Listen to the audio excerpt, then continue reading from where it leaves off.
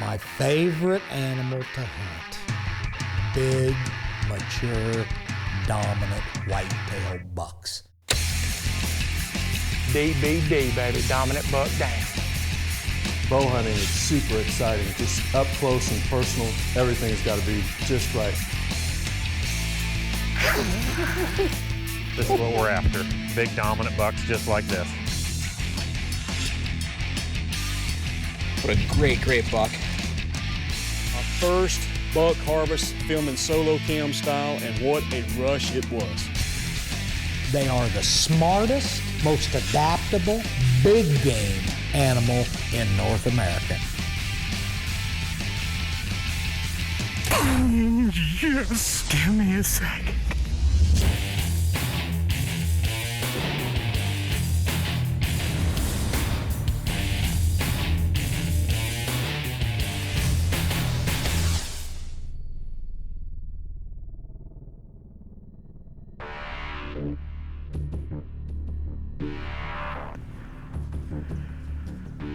That's a big mature deer.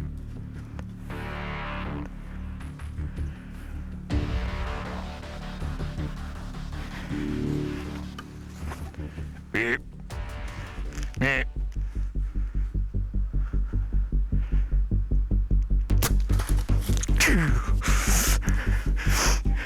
Watch him.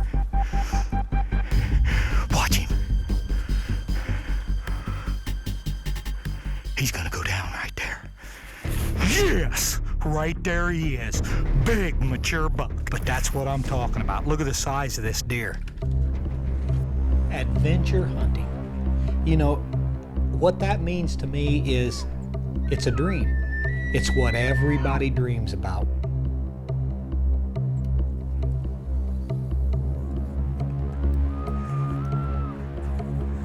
Look at this right here, folks. That's what I'm... Give me a second. When you go on an adventure hunt, like a moose hunt in British Columbia, or the Yukon, or a grizzly hunt in Alaska, or wherever, that is an adventure hunt. And that's what most people dream about. Big. Big grizzly, man. I basically really only hunted two big game in my life, elk and whitetails. I love whitetails the most for the simple fact it gives me a year in, year out challenge that I can go up to the northern woodlands, to the south, Gulf Coast, southeastern, any of those regions in the slam and try to harvest a trophy. That is a great day, Georgia opener buck right there. Being a traveling hunter, you're always in a time crunch. You're always trying to find the best opportunity to capitalize on a big dominant buck. One of the main difficulties of traveling to other places to hunt, especially if you're not going with an outfitter and it's a do-it-yourself hunt, is the time. And the time that you have to put in for scouting and hanging stands, checking trail cameras, trying to run trail cameras. Head to the Whitetail Slam website and register your subspecies of whitetails with us and share your stories.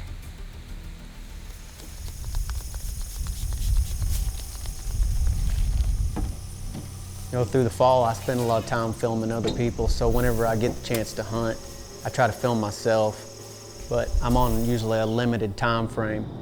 Like take for instance this fall, I went to Kentucky. This is a place I've never been before.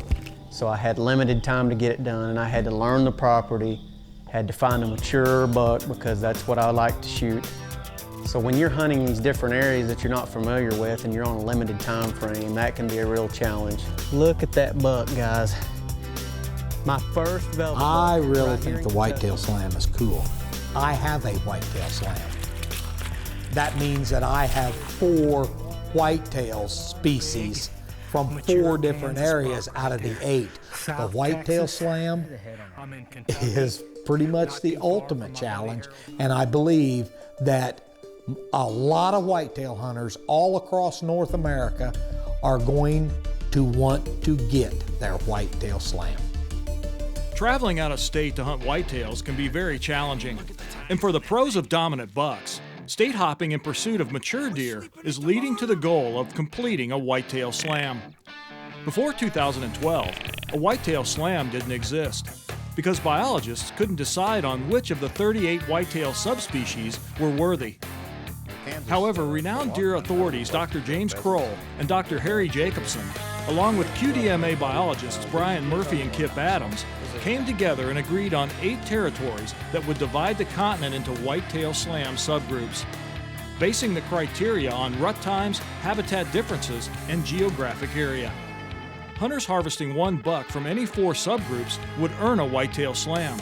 To qualify, hunters must certify each buck at whitetailslam.com, and upon completion of the requirements, are awarded a custom matted and framed whitetail slam certificate. This portion of Matthew's Dominant Bucks is presented by Heumann Extendable Tree Saw, the Shooting Lane Saw. I'm Mark Wimpy, and this is Dominant Bucks. 2s, 3s, and 4s were all going to be at least average 10, and I think they're going to do a little better than that. He's a giant. I'm excited. I'm Stan Potts, and this is Dominant Bucks. Look at that. Long main beams, good brows, good mass. Look at, oh my gosh, look at here. As a dominant buck hunter, I have to go where the big deer are. I live in South Mississippi, 30 minutes from the Gulf of Mexico. And the area of Mississippi that I live in, we don't have big Pope and Young or Boone and Crockett deer. You shoot a big buck in the Midwest. You shoot one in the Northwest. You shoot one down on the coast, in the South, down in Mississippi or along the Gulf Coast. You create a slam. And it's all about the gratification and the adventure of doing it. And when we do those things, we feel so, a sense of accomplishment, and we feel so good about ourselves, and that's why we want that feeling again and again. Well, this is it. This is the place I had my ground blind last year, and I had it here because it kind of funneled the deer down to go out here into this feed field behind me. And I put the food plot in to kind of slow the deer down before it gets to be light, because there's a major road right over here. Everybody thinks you got to go out into the country to find big deer. I'm not going to tell you where it's at, but we're pretty close to town. There's a lot of suburban properties here, so with the landowner's permission, I did cut out some cedar trees and we put a food plot in, and now all we need is a big dominant buck to show up.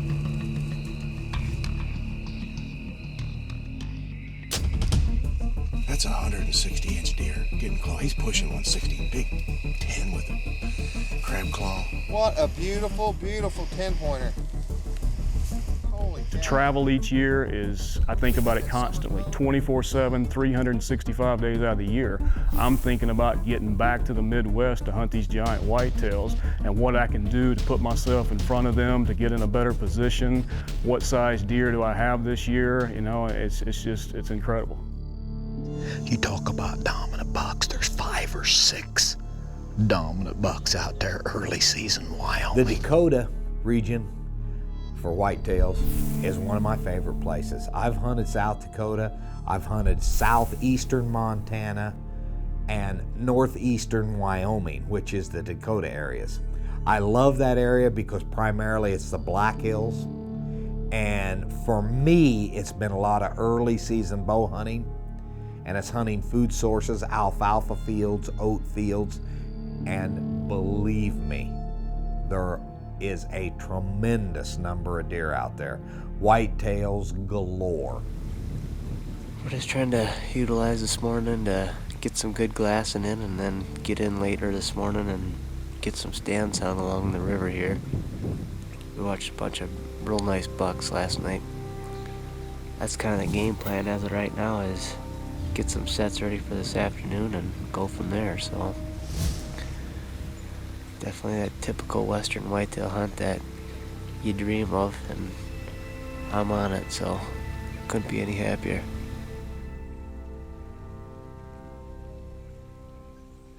Anytime you travel from home, you know, there can be some unexpected occurrences. I mean, whether it be breakdowns in the vehicle, or just when you get somewhere you think it's going to be one thing and it's a totally different thing. You know, you just got so many unpredicted things happening when you travel somewhere.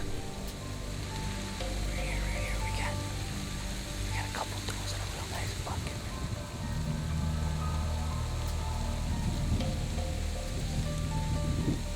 What drives me to pursue dominant bucks? Just that chase, you know, I mean, the excitement, everything involved with it. I mean, it just seems like every day is a little something new. You think you know what you're getting yourself into on a daily basis, but whether the wind, the weather, everything plays out in your favor, you know, I mean, every day is just a little something different. Just the excitement, it's all there.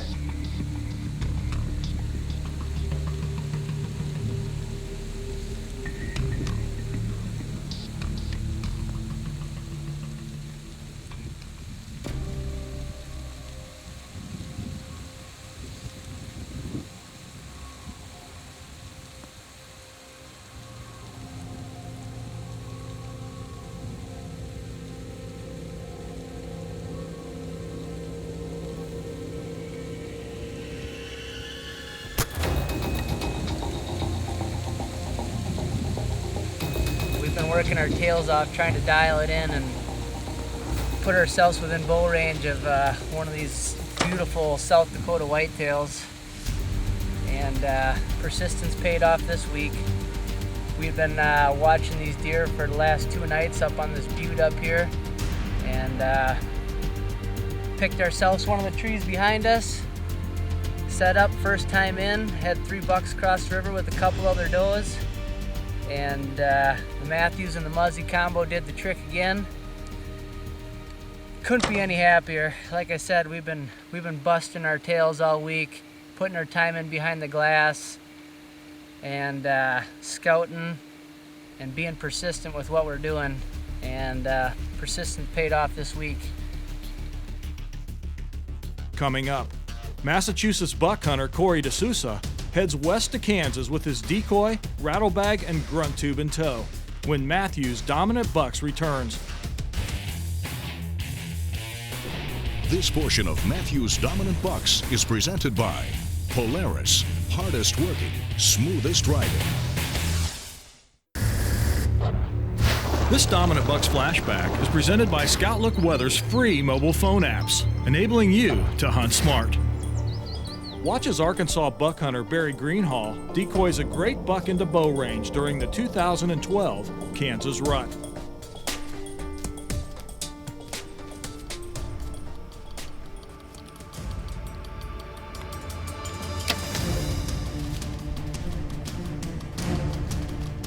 We are done in Kansas, baby. There he is. Look at this buck, guys. Jump the fence, come straight to the decoy, and the rest is history. But if you've never tried decoy hunting, you should give it a shot. When it's right, it's right. It doesn't work all the time, but when it does, it can be one of the funnest things you've ever done. So, the risk of spooking a big buck with your decoy, a big mature buck, versus not spooking him, I mean, the risk is very low. It does happen, but not very often. And the proof is in the pudding. I have killed so many mature dominant bucks using a decoy during the prime time of the year that I will not set in an open area that I've got picked out for a decoy without it.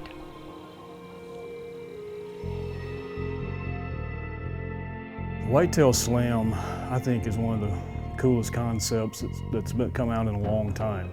It shows each deer, whether you're in the southeast, in Florida, up north, it shows the different characteristics and shows the deer for their true trophy. They're different sizes and stature because of where they are in the country, but they're still trophies. And the whitetail slam allows us to involve the multitude, let everyone get involved, be proud of the trophy deer that grow in their area. That's what I love about the whitetail slam. It's about shooting a mature buck. It's not about shooting a high-scoring buck. It's about a mature whitetail in all 8 regions in North America, and that's what I like about the whitetail slam. So after registering my whitetail slam, I received a call from the whitetail slam guys informing me that Tom Miranda wanted to showcase my slam as the slammer of the week on the website. Just a true honor to be recognized for something that I've done all my life, my passion, totally excites me, gets me up every fall, every cold morning. Well, we're just getting here in Kansas, November 16th, and we just hunted Illinois a couple weeks. It's been a trickle rut, but we're gonna try like heck in Kansas and see if we can get one on the ground. My father actually bought my first bow from an auction for 50 cents when I was 8 years old. And from that day forward, I shot my bow every day. In no time, I started going after small game. I mean, woodchucks, rabbits, squirrels. I started harvesting some of that game, and I just totally fell in love with bow hunting. As I got old, I began to bow hunt for deer. And that's when bow hunting really set in. When I started chasing big game, I mean, when I killed my first deer, I mean, it was the biggest success of my life, the most rewarding thing I'd ever done. I mean, the memories from my childhood of hunting that small game are as good as my memories today of shooting some of these big deer.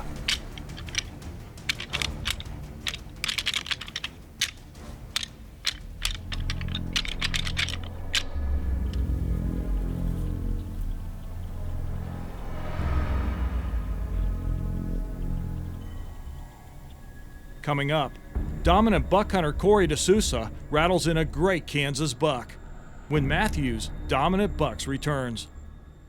I'm Brian Hollins, and you're watching Matthews Dominant Bucks. Guys, I am here to tell you that this just does not happen every season.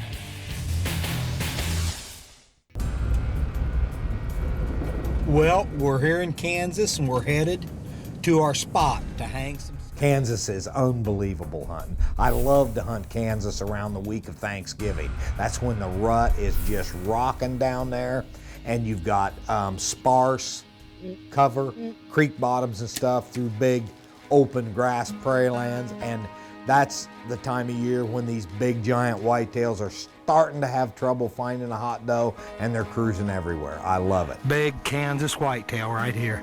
If you want to consistently shoot big deer, you've got to be in the woods. You got to, unless you're a really lucky guy all the time. I mean, some of us get lucky sometimes, but if you want to do it consistently, you got to put your time in. And the more time you can put in, the better chance you're going to have of killing something. So all I can say is, you know what? I started at the bottom of the ladder, and I strive to work my way up the ladder in the hunting world. I killed little bucks, and as I got older, I killed bigger, and I wanted huge bucks.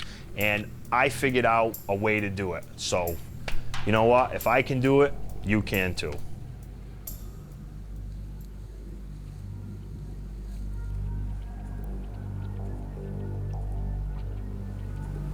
If you ain't got a decoy, get one.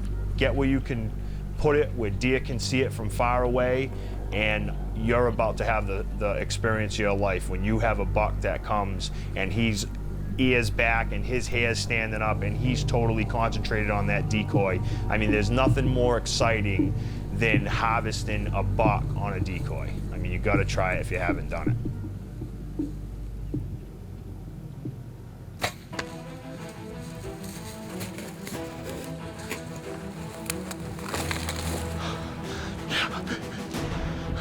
We did it, baby. I drove. God, that's awesome, baby. Folks, we just set up here in Kansas. We tried a little bit different tactic. We were rattling. We set up perfect. I was stuck right up next to this cedar. Oh, man, I'm shaking like a leaf. Get a couple more days. I mean, I've been out here almost 3 weeks now between Illinois and Kansas. We just rattled in, killed a nice deer on the ground. Awesome, baby. Pumped up right now.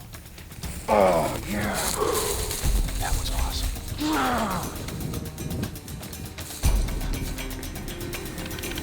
Nice 8-pointer. Nice 8-pointer. Do what it takes, because you know what? We're sleeping in tomorrow. The cold front's coming in. It's supposed to be down to about 20 degrees tomorrow morning, blowing from the northwest at about 20. And we were prepared with the heated body suits and whatever it was gonna take to get it done. I don't give up till the last day. When we're packing the truck and you ain't got one down, that's when you know you might be needing a little bit of extra seasoning on the way home for your tag soup. That's number 2 for the Creed this year, boy. Doing my homework before I get there. Doing everything that I need to make myself successful or give myself the best chance to be successful before I ever leave home to head out west or to head to Kansas or head up to Ohio to hunt. If you do that and you take the time to do your homework before you get there, then you are definitely going to be more successful on those hunting adventures. That's what it's all about. It's about work. The more you put in it, the more you'll get out of it.